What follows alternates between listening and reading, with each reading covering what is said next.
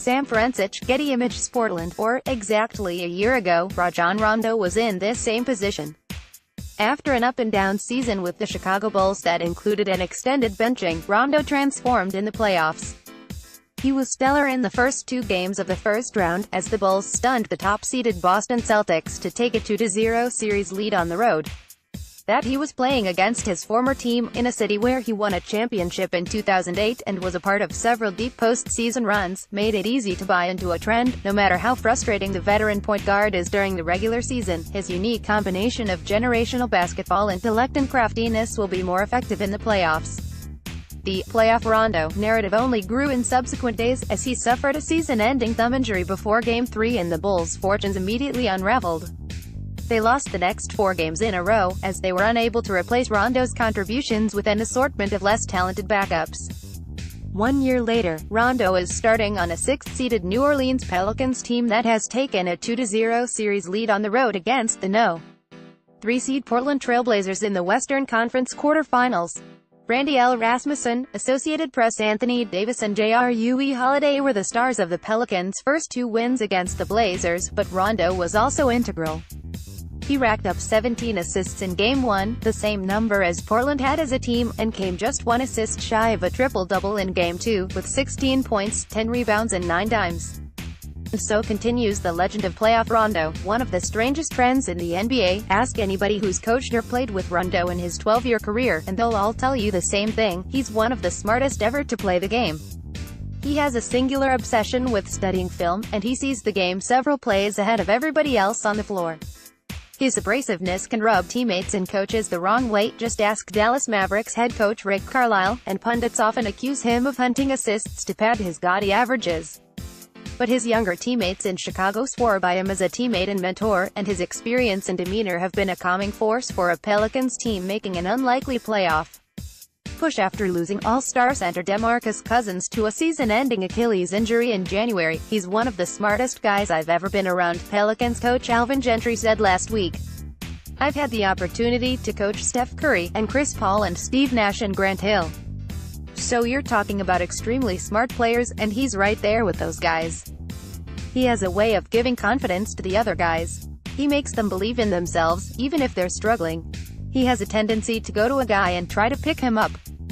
Those are the kinds of things that, as coaches, you really can't do, and only a guy like that can. I know it's like an old cliche, but having a guy like that is like having an extra assistant coach. Pelicans forward Nikola Mirotic saw playoff Rondo firsthand last season in Chicago. He knows Rondo's approach changes on this stage, making him uniquely equipped to lead a team in the postseason. It's true, Mirotic said. I had that experience with him last year when we played in Boston. It's just completely different the way he approaches the game. You can see him now, talking to the guys and locking in. Cameron Brown, Getty Images. For Rondo, it comes down to his obsessive preparation. In the playoffs, there are no back-to-backs, and players have to scout only one team's film.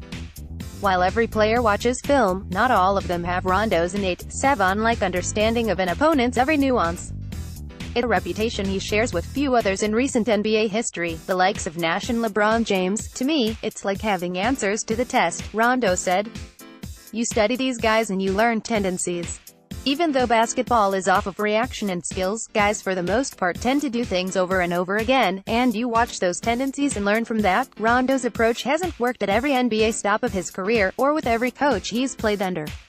His relationship with Celtics head coach Doc Rivers was rocky at times, but their collective competitiveness won out and led to an extended run in Boston with the Kevin Garnett, Ray Allen, Paul Pierce core. He clashed with Carlisle during his half-season in Dallas in 2014-15, as his desire to call plays and control the offense were at odds with the coach's hands-on approach. Things got so bad by the end that he was ultimately exiled from the Mavericks during the playoffs, with his teammates voting not to give him a share of the playoff bonus pool, according to ESPN.com's Tim McMahon. Rondo's single season in Chicago was the most bizarre of his career. The Three Alphas pairing with Jimmy Butler and Dwayne Wade was an awkward on-court fit, and Rondo's reaction to his December benching led many to believe he would seek a buyout. He ultimately returned to Chicago's rotation, however, and he eventually rejoined its starting lineup. By playoffs, Rondo had become so crucial to the Bulls' success that they folded once he got hurt. According to many in the organization, Chicago likely would have resigned him this past summer had it not decided to trade Butler and undergo a full-blown rebuild. Gentry has largely taken the same successful approach to managing Rondo as Bulls head coach Fred Hoiberg did last season.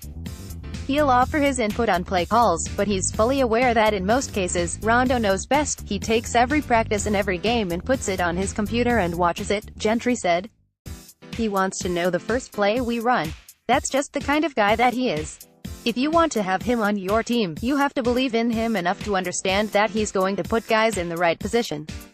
When you're out on the floor, sometimes you have a better feel than the coach. My philosophy has always been, if I call a play and he calls a different play, his play will always succeed. Rondo appreciates the leeway that Gentry has given him. Combined with the added time to prepare for the Blazers without any distractions, it's led to yet another chapter in this beguiling tale. Rondo doesn't like to acknowledge the playoff Rondo narrative, but given the results, it's tough for even him to deny. Knowing guys' tendencies has been a habit of mine, Rondo said. Playoff Rondo is pretty much about the team allowing me to be me and trusting me. It's not just something that happens overnight. It's a matter of trust. The series shifts to New Orleans on Thursday, where the Pelicans will have the chance to take a commanding 3-0 series lead over the Blazers. The collective dominance of Davis and Holiday in the first two games have led them to that point, as well as the struggles of Blazers guard Damian Lillard.